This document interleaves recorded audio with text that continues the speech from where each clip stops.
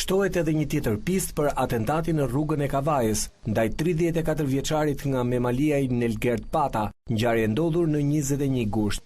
Nelgert Pata kishte vetëm pak ditë që kishte dalë nga burgu, ku vuante dënimin për shfrytëzim të prostitucionit dhe dyshimet e para për atentatin u lidhen me të shkuarën e tij kriminale.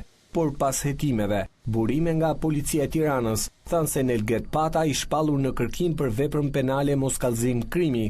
Dyshohet të ketë lidhje edhe me vrasjen e një majt në lokal Deniro, ku ekzekutua Elton Cico. Për shkak të një njohje të vjetër që 34 vjeçari Pata ka me Jani Aliaj dhe Renato Miloqin, autor të dyshuar për vrasjen e Cicos, policia dyshon se ai ka bashkëpunuar nga burgu për vrasjen e tij. Më 21 gusht, Nelgert Pata u qellua me armë zjarri ku sipas burimeve u lëndua lehtë në vesh.